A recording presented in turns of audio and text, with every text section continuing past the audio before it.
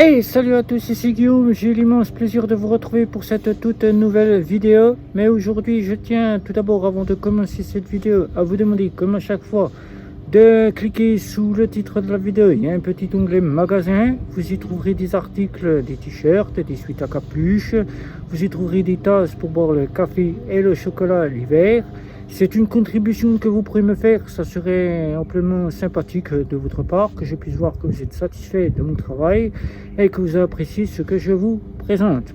Alors aujourd'hui, on va changer un petit peu le thème de la chaîne, comme je vous en avais parlé. On va parler un petit peu technologie, on va parler smartphone, comment économiser l'empreinte carbone, sa batterie et voir comment faire des économies en empreinte carbone, le CO2. Voilà, économiser sa batterie, faire des économies pour ne pas devoir changer son téléphone tous les ans, et faire des économies aussi pour ne pas devoir à changer les pièces de votre smartphone en reconditionnement. Voilà, on va voir cela après le générique, c'est parti.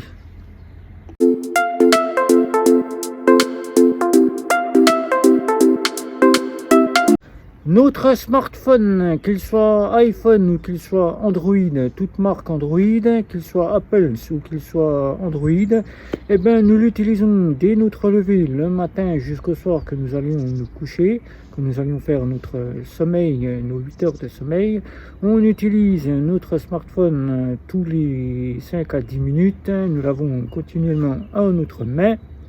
Et pour toute chose, notre smartphone remplace petit à petit notre portefeuille, mais aussi notre PC, notre tablette, ainsi que tout autre équipement qu'on peut avoir à la maison qui se connecte à Internet. Grâce à ce smartphone que nous avons dans la poche, nous pouvons donc consulter notre banque sans avoir besoin de nous y rendre. Nous pouvons consulter la météo, nous pouvons regarder la télévision, nous pouvons regarder des streamings, nous pouvons faire tout un tas de choses. Mais ce qu'il faut savoir, c'est que utiliser ce smartphone cause de l'empreinte carbone. Empreinte carbone, le CO2.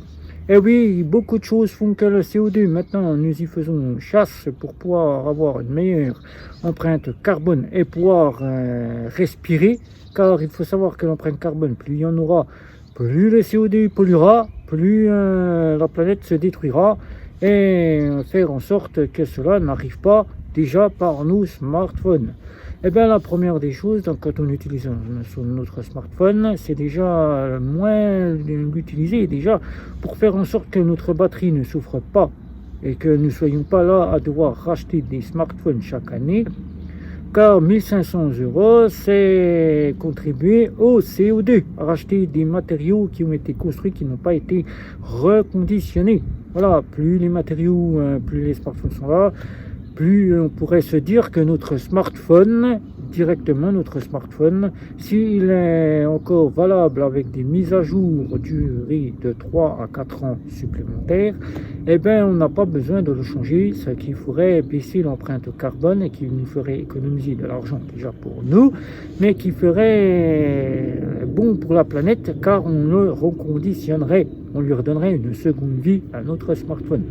On n'a pas besoin de se dire est-ce que j'ai besoin de l'iPhone 15 alors que j'ai l'iPhone 13 et que l'iPhone 13 peut encore durer 3 ou 4 ans de mise à jour.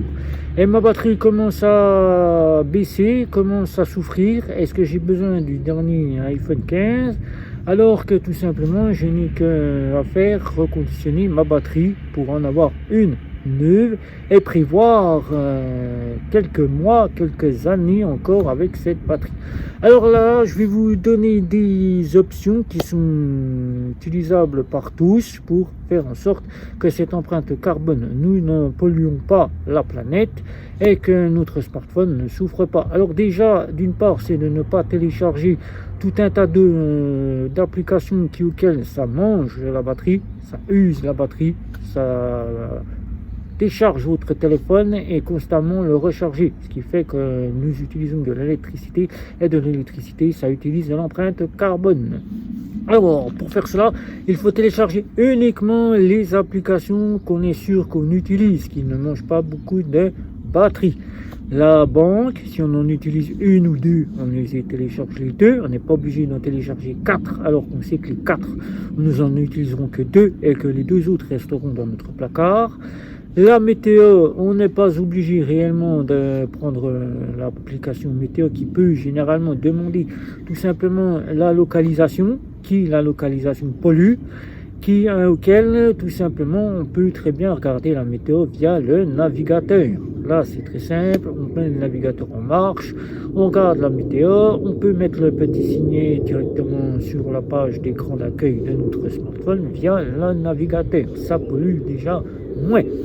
Là, tout un tas d'applications, on fait le tri, on regarde celles qui mangent beaucoup de batterie et là, on fait en sorte qu'il y en ait de moins en moins qui mangent la batterie. Ensuite, on ne télécharge pas son smartphone à 100%, même si moi je le fais, je suis youtubeur, j'ai besoin de batterie pour vous faire des vidéos. Il ne faut pas se faire à l'idée que 100% va faire durer votre batterie. Au contraire, à partir de 80%, la batterie va commencer à se détériorer. Donc il faut la recharger de 20 à 80%. Voilà, je cherchais le terme, je l'ai trouvé. Voilà, de 20 à 80%, c'est assez suffisant et on ne le charge pas tout le temps. On la charge plusieurs fois dans la journée. Ça, c'est un plus. Si on utilise le téléphone, mieux vaut la charger plusieurs fois dans la journée. Et surtout, il ne faut pas la télécharger, la recharger. Voilà, je disais télécharger, la recharger la nuit. La nuit, c'est là que ça mange beaucoup et ça pollue beaucoup. On ne charge pas son téléphone car son téléphone va rester branché sur le chargeur. Elle va rester branchée à la prise de charge et votre téléphone sera constant en charge. Il n'aura pas le temps de se décharger.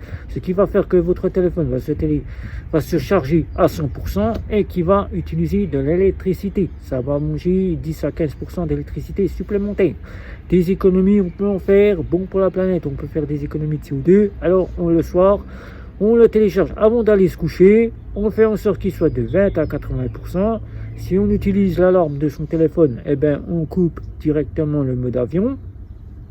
On met la Wi-Fi au lieu de mettre en place la 4G. Car la 4G, on le sait, la 4G vaut mieux utiliser à la maison la Wi-Fi qui pollue déjà moins et la 4G en extérieur qui pollue 2 fois plus.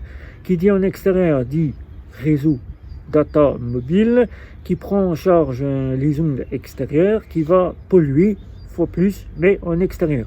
Qui à la maison prendra le Wi-Fi de votre box uniquement, qui prendra le réseau unique de votre box qui polluera déjà moins. On le fait et ça sera bon pour la planète.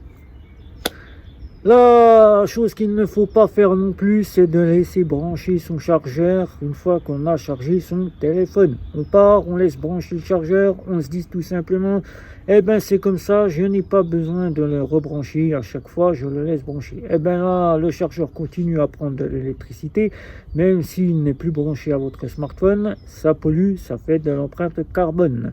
Donc avant de débrancher votre téléphone, de se dire ça y est, de 20 à 80 il est chargé, je peux prendre mon smartphone et partir directement faire ce que j'ai à faire, et bien je prends le temps de débrancher mon chargeur et de le mettre dans la boîte de mon iPhone et de le prendre uniquement quand j'en ai le besoin.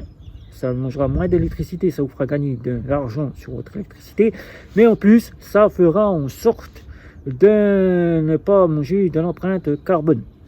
Ensuite, votre téléphone a des signes de fatigue. Au lieu de se dire tout de suite j'achète l'iPhone 15 car je ne veux plus de mon iPhone qui n'a plus de batterie, eh bien si votre smartphone est encore en époque de pouvoir faire des mises à jour, encore 2 à 3 ans, rien ne sert d'acheter un iPhone et de polluer encore plus la planète. Alors que là, vous avez des reconditionnements que vous pouvez faire en allant directement chez votre fabricant qui lui peut vous remettre une batterie en état, remettre votre smartphone en état, qui vous coûtera 2 fois moins cher que 1500 €. Déjà, vous y ferez un gain d'argent. Vous y ferez un gain puisque vous avez remis à niveau votre smartphone et vous lui avez donné une seconde jeunesse et vous pourrez continuer pleinement les mises à jour, car il faut savoir que si on achète l'iPhone 15 et qu'on a l'iPhone 13 à domicile, moi j'ai l'iPhone XR, il est encore valable jusqu'à la fin de l'année. Après, je pourrai le changer, car là, c'est terminé. Il aura fait son temps, il aura eu 3 ans d'existence en ma possession, plus le temps qu'il aura fait que l'ancien propriétaire a eu en sa possession. Donc pour moi, j'aurais fait complètement jusqu'à qu'il n'y ait plus de mise à jour. Je n'aurais pas eu besoin de me dire je pollue encore plus la planète. Alors, l'iPhone 13, vous pourrez faire vos mises à jour jusqu'à que les mises à jour soient en terme et de se dire dès que je n'ai plus de batterie, que la batterie se fatigue et qu'il faut la changer, je la change et ça remet une petite santé au smartphone. Car il faut savoir que ce soit Android ou que ce soit Apple, quand vous avez un smartphone iPhone 15, bien que les testeurs ont besoin de le faire, mais ceux qui n'ont pas besoin de le faire ne le font pas. Alors donc, vous savez que les mises à jour sont identiques sur tous les smartphones.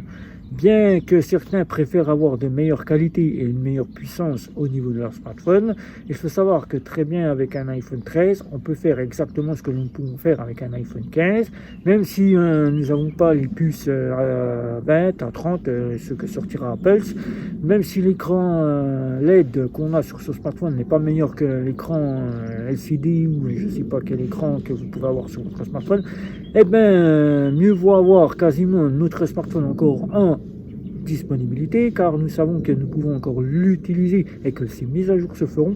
Ça nous économisera déjà de l'empreinte carbone de se dire on rachète du plastique, on réutilise le plastique, on a des téléphones qui traînent dans le placard, on ne sait pas quoi en faire, ils sont encore valables, ils peuvent encore faire des mises à jour, mais ils polluent encore car ils traînent encore dans nos placards. Alors au lieu de les laisser traîner dans nos placards jusqu'à qu'on ne puisse plus les utiliser et de se dire puisqu'on ne peut plus les utiliser, mieux vaut les donner à des associations ou bien des fabricants qui eux sauront quoi en faire et pourront les recycler. Alors que si on rachète un smartphone, le smartphone va traîner encore et quand on n'aura plus de batterie, on refera le cycle ainsi et ce qui polluera la planète. Alors bon pour la planète, faites bien les options que je vous ai dit pour votre smartphone. Ne pas télécharger beaucoup d'applications qui mangent la batterie, surtout celles qui consomment le plus.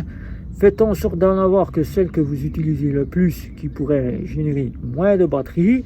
Les applications météo ou toute autre application qui peuvent être consultées par le navigateur, mieux vaut les avoir. Ça mange déjà moins de batterie que d'avoir un signette sur son iPhone et de se dire ça prend la géolocalisation, ça mange de la batterie, ça force le réseau et ça pollue la planète. Ensuite, il faut mieux avoir un smartphone reconditionné si on peut encore l'utiliser que d'avoir un smartphone neuf et de polluer encore une fois de plus la planète.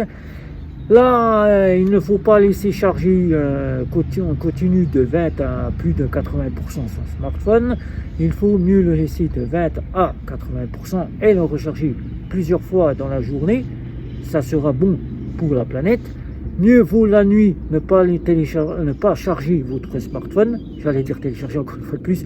Ne pas charger votre smartphone. Car la nuit, il peut rester branché sur le secteur prise électrique et se charger jusqu'à 100% et polluer la planète et détériorer les composants de votre smartphone. Là ensuite, votre chargeur, comme je vous ai dit, ne pas le laisser brancher une fois que vous avez débranché votre prise de votre prise USB de votre smartphone, car la prise de votre chargeur qui reste branché à la prise électrique consomme encore de l'électricité, ce qui fait qu'il pollue et qui vous fait encore payer beaucoup plus cher votre électricité. Voilà, votre électricité. Alors, mieux faire le débrancher à chaque fois que vous retirez l'USB de votre smartphone, que vous avez fini de la charger. Voilà. Donc, si toutes ces options sont bien respectées, vous allez faire un gain d'argent pour votre électricité. Vous allez faire un gain d'argent pour votre smartphone qui va durer encore quelques années supplémentaires sans avoir besoin de se dire l'iPhone ou le S24 j'en ai besoin alors que vous n'en avez pas besoin et que votre iPhone 13 alors que vous auriez préféré avoir le 15, votre iPhone 13 pourra faire amplement la même chose que votre iPhone 15 et que votre iPhone 15, vous l'aurez beaucoup plus tard que ce que vous auriez pu l'avoir maintenant. C'est pareil pour votre Android. Si vous aviez un Samsung Galaxy S22 et que votre Samsung Galaxy S22 a encore de beaux jours devant lui, mieux vaut attendre et faire en sorte qu'il ait encore de beaux jours devant lui que d'acheter le S24 qui polluera encore plus la planète. Voilà. Alors, si vous faites bien ces options que je vous ai dit dans cette vidéo, vous verrez les économies qu'on pourra faire et qu'on pourra sauver la planète. Voilà, bon pour la planète, un smartphone qui peut durer encore des années et auquel on prend soin de son smartphone, qu'on prend soin de l'électricité quand on charge son téléphone et qu'on prend soin d'économiser notre argent, eh ben, on peut y gagner, on peut tous s'en sortir. Alors il faut s'y mettre de suite. Voilà, donc des questions, n'hésitez pas. Faites le tour de chez vous pour qu'eux aussi puissent prendre conscience que leur smartphone, il faut faire très attention, que polluer la planète, eh ben, on peut faire tout pour arrêter de la polluer, et puis que ben, tout est là, mis en avant. C'est ce que je viens de vous dire. Donc un petit like, un petit abonnement, les réseaux sociaux, et on se retrouve pour une prochaine vidéo sur la banque et la fintech. Voilà, et on verra pour d'autres aventures sur la tech beaucoup plus tard. Ciao, ciao, ciao.